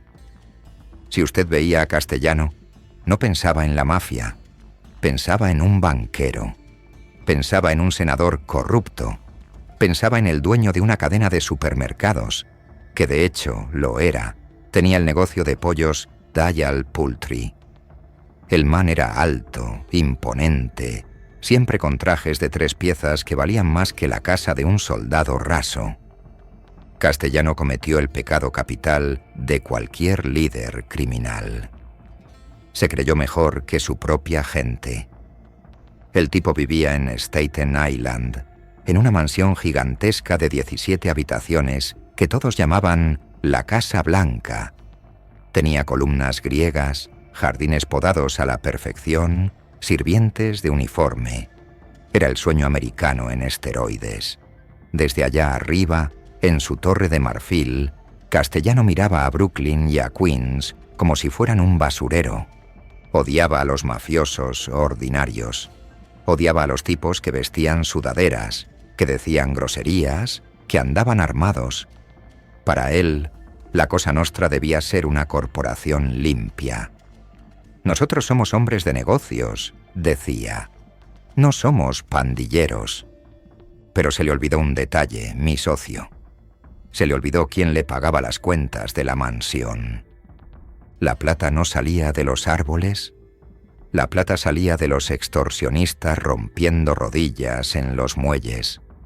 Salía de los ladrones secuestrando camiones de cigarrillos en el aeropuerto JFK. Salía de los prestamistas agobiando a los pobres diablos en los barrios bajos. Esos eran los perros de la calle. Y los perros tenían hambre. El líder de esa jauría, aunque todavía no llevaba la corona, era John Gotti. Gotti era todo lo que Castellano detestaba. Era vanidoso, bocón, le encantaba la ropa cara pero llamativa. Se la pasaba en los clubes sociales apostando y bebiendo con los muchachos. Pero Gotti tenía algo que Castellano nunca tuvo: el amor de la tropa. Los soldados miraban a Gotti y decían: ese es uno de los nuestros. Miraban a Castellano y decían: ese es el jefe que nos roba. La tensión se puso peor con el tema de la droga.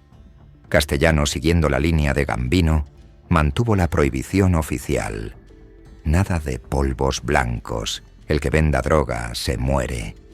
Pero, ay, papá, la realidad era otra. En los años 80 la cocaína y la heroína estaban inundando Nueva York.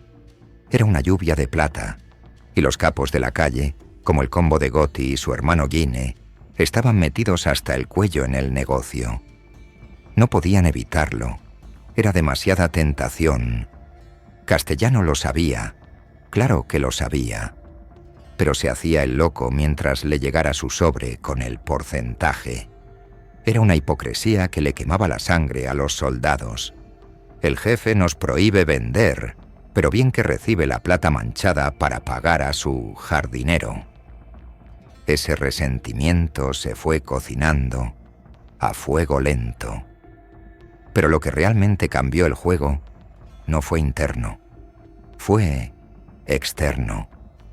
El gobierno de los Estados Unidos se había despertado. Por años, el FBI Pumitro había sido como un perro ciego ladrándole a la luna. Sabían que la mafia existía, pero no podían morderla. Atrapaban a un soldadito aquí, a un sicario allá, pero la estructura seguía intacta. Entonces, sacaron el arma secreta, la bomba atómica legal, la ley Rico. Ya le hablé de ella, pero quiero que entienda por qué esto fue tan miedoso. Antes de Rico el crimen era individual. Si yo mataba a alguien, yo iba preso. Mi jefe se quedaba libre fumando tabaco. Con Rico, el crimen se volvió colectivo. Si yo mataba a alguien por orden de la empresa, todos, desde el gatillero hasta el patrón en la mansión, eran culpables. Y para hacer que Rico funcionara, el FBI necesitaba una cosa: oídos. Necesitaban escuchar. Necesitaban que los jefes se incriminaran ellos mismos. Y aquí es donde la arrogancia de Castellano le costó el imperio. Big Paul se sentía tan seguro en su Casa Blanca, tan intocable, que bajó la guardia. El FBI logró lo imposible. En una operación de película, se metieron a la mansión de Castellano mientras él estaba de vacaciones. Desactivaron las alarmas, burlaron a los perros, literalmente les dieron carne con somníferos y llegaron a la cocina. ¿Por qué la cocina? Porque ahí era donde Castellano se sentaba en bata, tomaba su café expreso y recibía a los capos.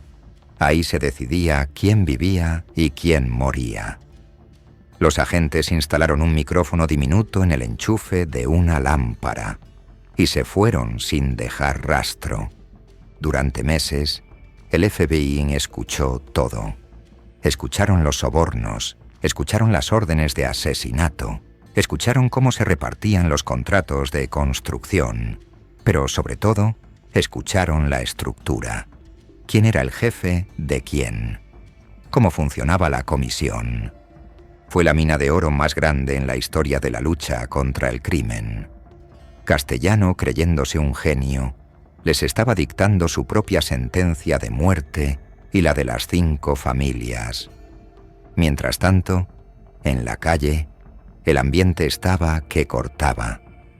El único que mantenía a los perros amarrados era Aniello Della Croce, el segundo al mando. Neil era de la vieja escuela, leal hasta la muerte a las reglas. Aunque Gotti y los otros querían matar a Castellano, Della Croce les decía: no, mientras yo viva, el jefe es el jefe. La traición se paga con sangre. Della Croce era el muro de contención. Pero Neil tenía cáncer. Se estaba muriendo. Para 1985, la situación era una bomba de tiempo con 2 mechas encendidas.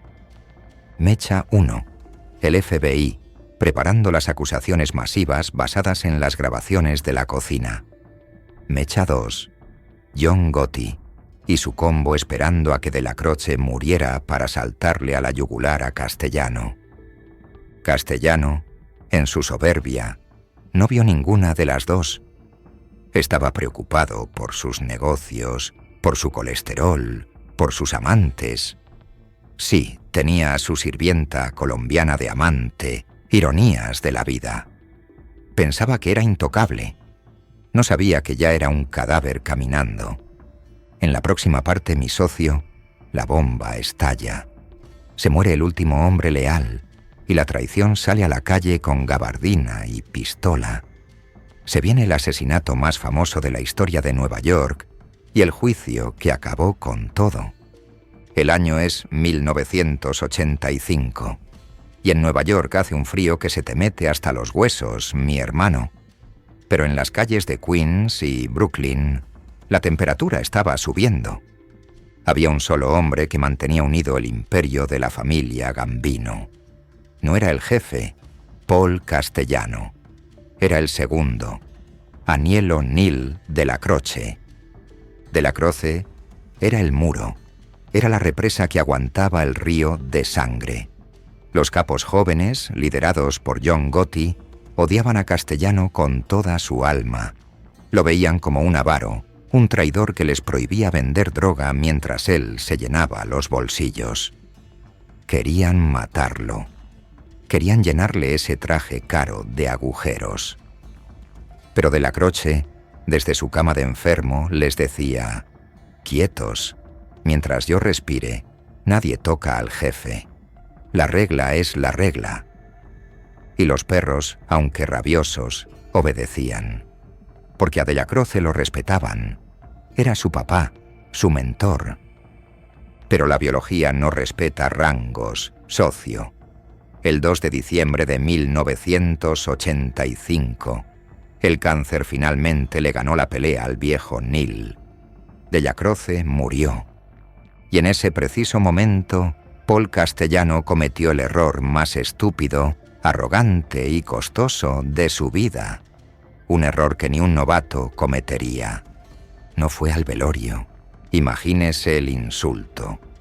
El hombre que le cuidó la espalda por 10 años, el hombre que evitó que lo mataran 1000 veces, se muere. ¿Y usted no va a presentar sus respetos? ¿Se queda en su mansión porque le da miedo la policía? Para John Gotti y su combo, eso no fue un error. Fue una declaración de guerra. Fue la señal divina. Gotti dijo: «Se acabó.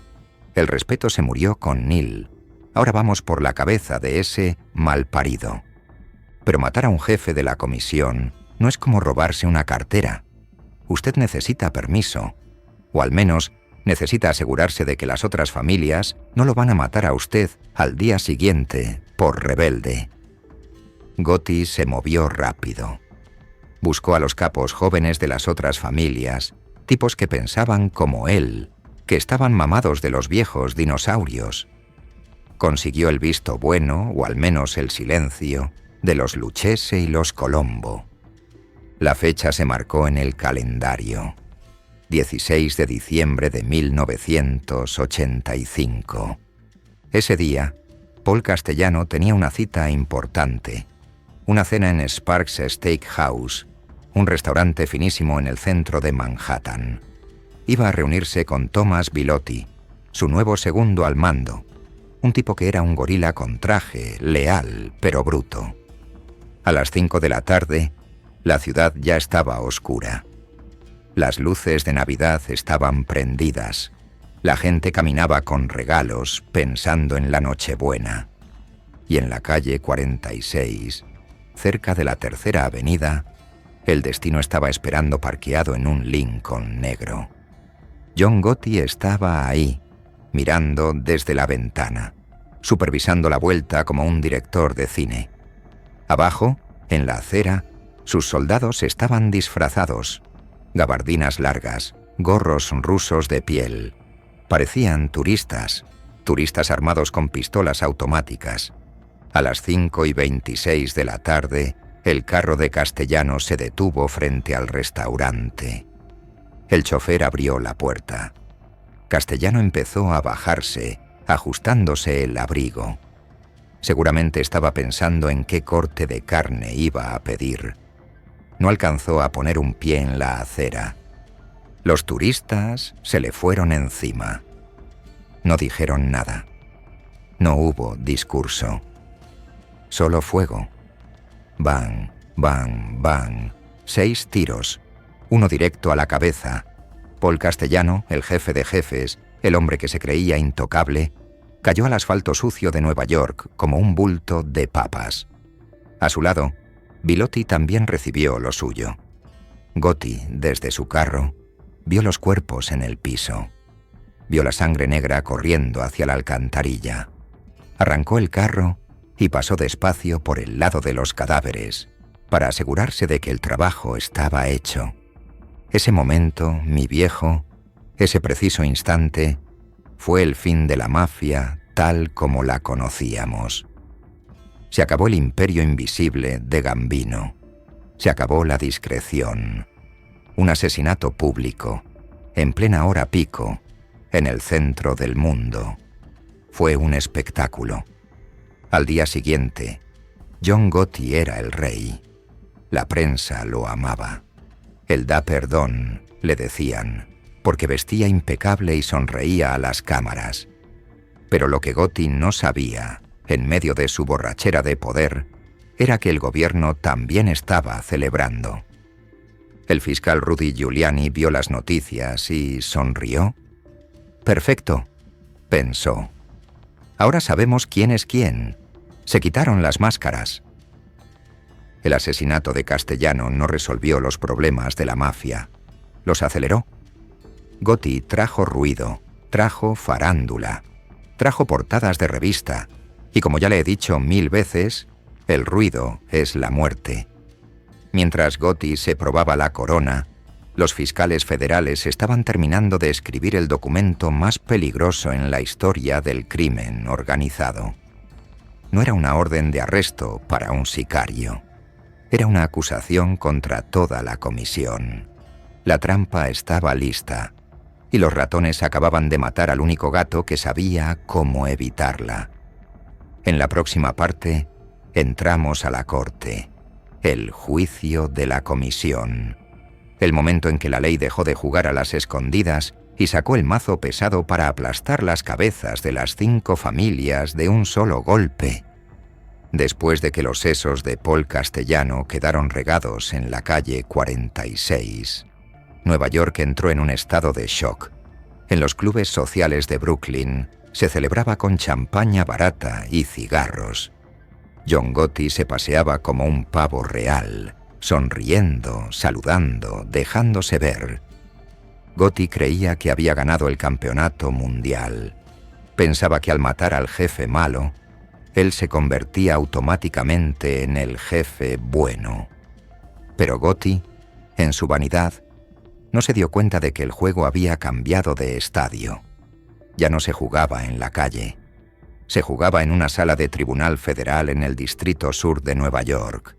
Y el árbitro no era un mafioso comprado. Era Rudolph Giuliani. Giuliani, el fiscal federal, tenía en su escritorio una montaña de papeles que le llegaba al techo. Eran las grabaciones de la cocina de Castellano, las escuchas de los carros de los Lucchese, los testimonios de los sapos que habían cantado por miedo a la cárcel. Giuliani no quería agarrar a un sicario por un muerto. Eso era pensar en chiquito. Él quería agarrar a la junta directiva. En septiembre de 1986, arrancó el juicio más importante en la historia del crimen organizado. Estados Unidos contra Anthony Salerno y otros, o como lo conocía todo el mundo, el juicio de la comisión. Pille la escena, mi socio, porque esto era cine puro. En la mesa de los acusados no había ladronzuelos de esquina. Estaban los pesos pesados, la realeza del bajo mundo. Anthony Fat Tony, Salerno, el jefe de la familia genovese, un viejo gordo, con un tabaco siempre en la boca y cara de bulldog. Antonio Tony Dogs, Corallo, el jefe de los Lucchese. Carmine the Snake, Pérsico, el jefe de los Colombo, que créalo o no, se defendió a sí mismo en el juicio, haciendo el ridículo. y aunque Castellano estaba muerto, su fantasma estaba sentado ahí mismo, incriminándolos a todos con su propia voz grabada. La estrategia de la defensa fue patética. Los abogados, esos mismos que cobraban millones, se pararon y dijeron: «Señores del jurado, la mafia no existe. La comisión es un club social de viejitos italianos que se reúnen a jugar cartas y hablar de sus nietos. Hágame el favor». Trataron de venderle ese cuento a un jurado de neoyorquinos que llevaban décadas viendo cómo estos manes extorsionaban hasta a los vendedores de perros calientes. Giuliani no se puso a pelear con retórica. Giuliani sacó la artillería pesada, la estructura. No se centró en quién mató a quién. Se centró en quién manda a quién. Usó el organigrama. Mostró cómo la comisión regulaba la construcción de concreto en la ciudad. Mostró cómo se repartían los territorios. Mostró cómo, cuando una familia tenía un problema, acudía a la comisión como si fuera la Corte Suprema. Y la ironía más grande, la que Bonanno hubiera llorado si estuviera ahí, fue esta. La misma estructura que inventaron para protegerse fue la prueba que los condenó. El argumento de Giuliani fue simple y brillante. Si hay una mesa directiva y esa mesa aprueba crímenes, entonces todos los que se sientan en la mesa son culpables de todos los crímenes. El juicio duró semanas. Fue un circo. Salerno se reía en la corte. Pérsico peleaba con los testigos. Parecían no creer que les fuera a pasar nada. Estaban acostumbrados a comprar jueces, a asustar jurados. Pero esta vez, el jurado estaba aislado, protegido por los marshals. Nadie podía tocarlos. El 19 de noviembre de 1986 llegó el veredicto. El juez le preguntó al presidente del jurado. El silencio en la sala era tan pesado que se podía tocar. ¿Cómo encuentran a los acusados? Culpables. De todo. De extorsión, de conspiración, de asesinato, de ser los dueños de una empresa criminal. El juez no tuvo piedad. No les dio 10 años para que salieran por buena conducta. Les dio 100 años. 100 años, mi viejo. Eso no es una condena. Eso es decirle a un hombre: usted se va a morir en una caja de cemento y nadie va a ir a su entierro. Salerno, Corallo, Pérsico, todos los grandes jefes que quedaban vivos fueron borrados de la faz de la tierra en un solo día. Ese martillazo del juez rompió la espina dorsal de la mafia americana. La comisión, esa mesa mítica que Bonanno soñó, que Genovese quiso conquistar y que Gambino quiso esconder, dejó de funcionar. Claro, las familias siguieron existiendo, siguieron robando, siguieron matando, pero ya no eran un imperio. Se convirtieron en bandas callejeras glorificadas. Se acabó la coordinación nacional. Se acabó el gobierno en las sombras. John Gotti se salvó de ese juicio específico porque ya había matado a su jefe y técnicamente no era parte de la comisión vieja acusada. Pero Gotti heredó un reino de cenizas. Heredó una organización que estaba siendo desmantelada ladrillo por ladrillo. La fiesta se había acabado, parce. Los músicos se fueron, las luces se prendieron y lo único que quedaba en el piso era basura y casquillos de bala. Pero la historia no termina aquí, porque todavía nos falta ver qué pasó con los sobrevivientes, qué pasó con el último dinosaurio en el desierto y qué pasó con Gotti, el hombre que creyó que podía ganarle al tiempo. En la próxima parte vamos a ver el epílogo de los malditos, el destino final de Bonanno y la caída estrepitosa del Dapper Don. Después de que el juez les metiera 100 años de cárcel a los viejos de la comisión en el 86, Nueva York quedó huérfana. Los padrinos de verdad, los que negociaban en las sombras, estaban camino a morirse en una celda de concreto. Pero la naturaleza odia el vacío, mi hermano. Y en ese hueco que dejaron los gigantes, se metió un hombre que no quería ser un fantasma. Quería ser una estrella de cine. John Gotti. Para finales de los 80, Gotti era el rey absoluto de la calle. Era el patrón de la familia Gambino, la más rica y poderosa que quedaba. Pero Gotti no era como Carlo Gambino. Gambino era el silencio. Gotti era el ruido. Gambino era la oscuridad.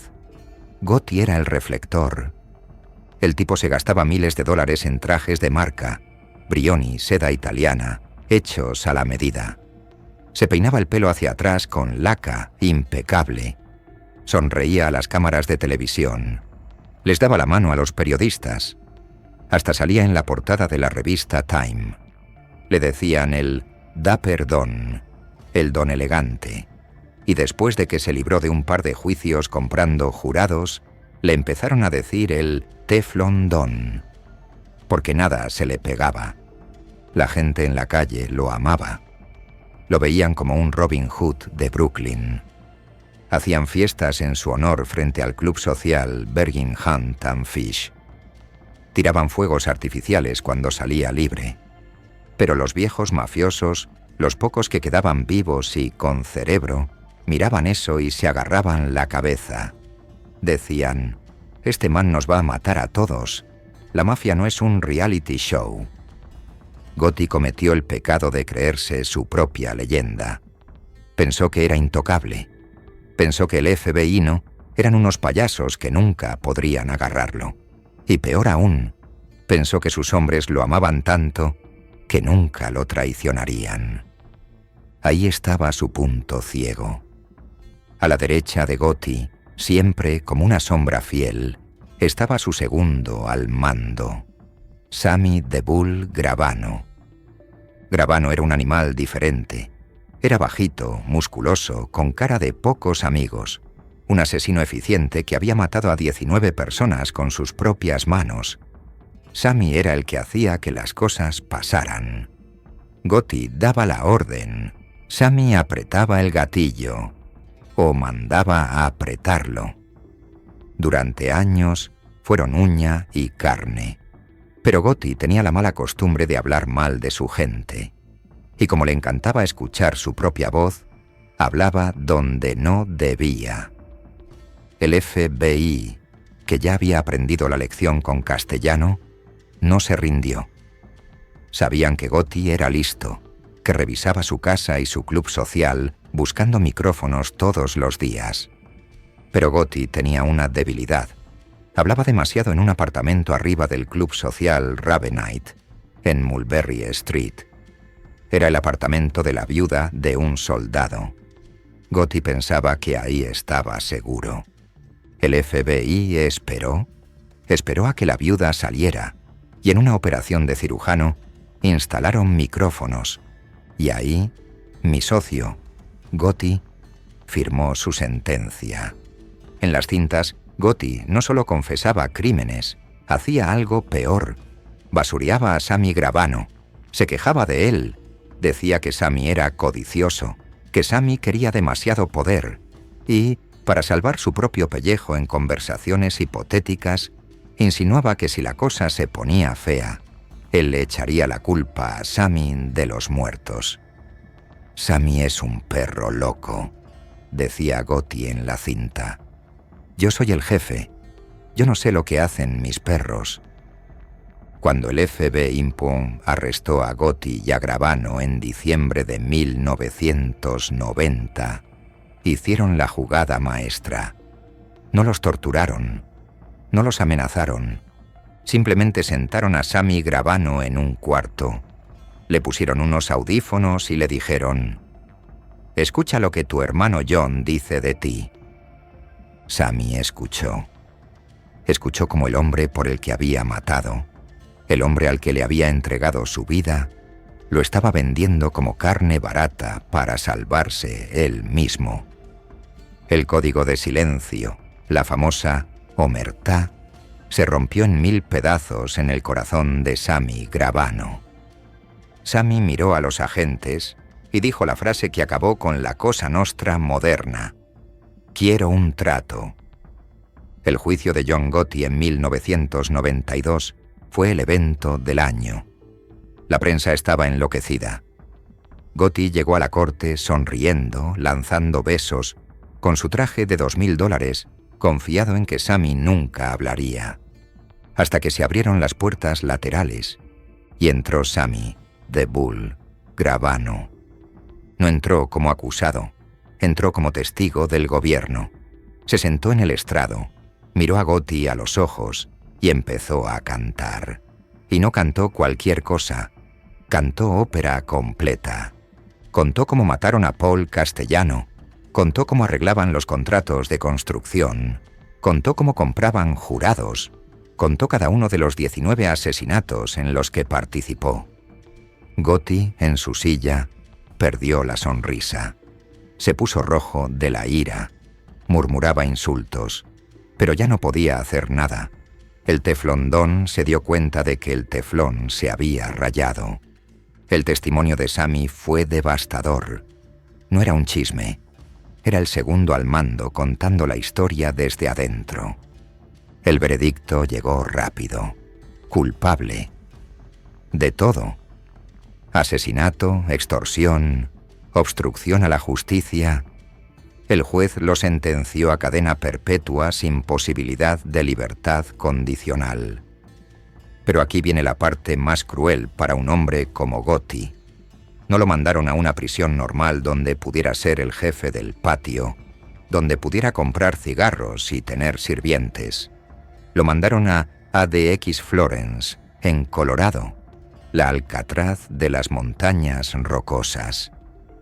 Una jaula de concreto, 23 horas al día encerrado en una celda insonorizada, sin contacto con otros presos, sin prensa, sin cámaras, sin trajes de seda, solo un uniforme naranja y el silencio absoluto.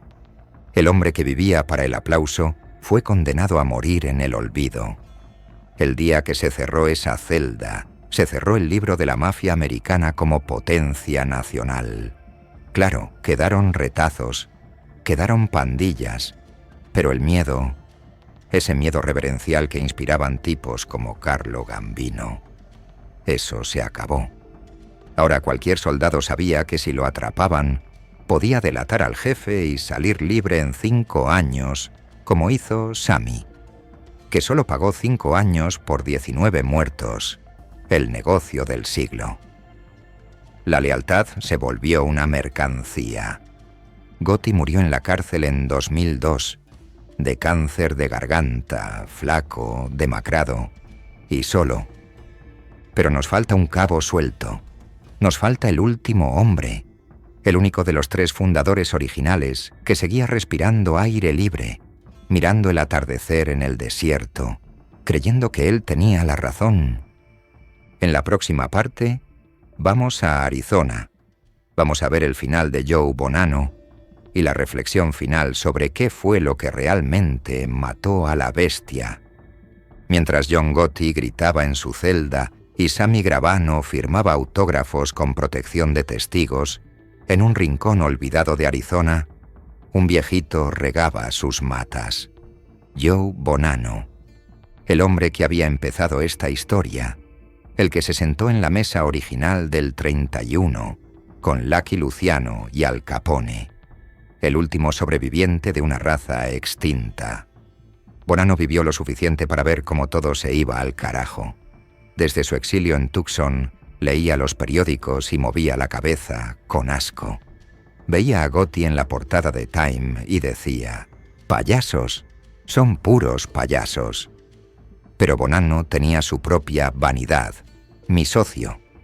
El exilio no le quitó el ego, se lo curtió. En 1983 cometió la última gran hipocresía de su vida. El hombre que se había pasado 50 años predicando sobre la omertá, sobre el silencio sagrado, Escribió un libro, sus memorias, A Man of Honor, un hombre de honor. Bonanno quería contar su versión. Quería que la historia lo recordara como un estadista, no como un gángster. Quería limpiar su nombre, pero lo que hizo fue entregarle al gobierno el mapa del tesoro. En el libro, Bonanno admitía la existencia de la comisión, describía las reuniones, explicaba la jerarquía, confirmaba todo lo que el FBI había sospechado por décadas. El fiscal Rudy Giuliani leyó ese libro y casi le manda una tarjeta de agradecimiento. Bonanno, tratando de salvar su legado, le puso el último clavo al ataúd de la Cosa Nostra. Bonanno murió en 2002. Tenía 97 años. Murió en su cama, de viejo. No le dieron un tiro. No murió en una celda fría como Genovese. No murió viendo cómo su imperio se desmoronaba en vivo como Gambino. Murió siendo una pieza de museo. Un dinosaurio en un mundo de mamíferos. Y ahora, mi hermano, es hora de hacer el balance, de cerrar la cuenta. Mire cómo terminaron nuestros 3 reyes. Vito Genovese, el hombre que creía en la fuerza bruta, murió solo, paranoico y preso en 1969. Su legado fue la violencia sin sentido. Creyó que el miedo compraba lealtad y murió traicionado por todos. Carlo Gambino, el hombre que creía en el silencio y el negocio. Murió como un rey, sí, pero su imperio duró lo que dura un suspiro. Apenas cerró los ojos, la estructura que construyó con tanto cuidado se rompió por la mitad. Su legado fue la eficiencia, pero la eficiencia sin alma no aguanta el paso del tiempo. Joe Bonanno, el hombre que creía en la tradición, sobrevivió a todos, pero sobrevivió para volverse irrelevante. Y en este mundo, parce, la irrelevancia es peor que la muerte. Terminó siendo un narrador de su propia derrota. ¿Quién ganó la guerra? Nadie. Y esa es la lección brutal de esta historia. La comisión no se cayó porque llegó una banda más fuerte. No se cayó porque los rusos o los colombianos les quitaran el negocio. Se cayó porque el sistema funcionó demasiado bien. Se organizaron tanto, se estructuraron tanto, crearon tantas reglas y jerarquías que se volvieron predecibles. Se volvieron un blanco fijo. Bonanno quería orden, Genovese quería control, Gambino quería eficiencia, y entre los 3 crearon la burocracia perfecta para que el gobierno los procesara bajo la ley Rico. Ellos mismos se pusieron la soga al cuello. Al intentar dominar el caos, crearon la evidencia para su propia destrucción. Hoy en día la mafia todavía existe, claro. Hay tipos en Nueva York cobrando apuestas y moviendo cosas, pero ya no son los dueños de la ciudad. Ya no deciden quién es el alcalde. Ya no controlan los sindicatos que construyen los rascacielos. Son pandilleros escondidos. Ratas en las alcantarillas, asustadas de su propia sombra. Asustadas de que el amigo de al lado tenga un micrófono en el reloj. La era de los gigantes se acabó. El poder que depende del miedo crea valientes. El poder que depende del silencio crea soplones. Y el poder que depende del control total, al final, crea su propia resistencia. Así termina la historia de la comisión, mi viejo. No con una explosión nuclear, ni con una batalla final épica. Termina con silencio. Y en ese silencio, si usted escucha bien, todavía puede oír las voces de 3 hombres discutiendo en una mesa en 1931, creyendo que iban a vivir para siempre.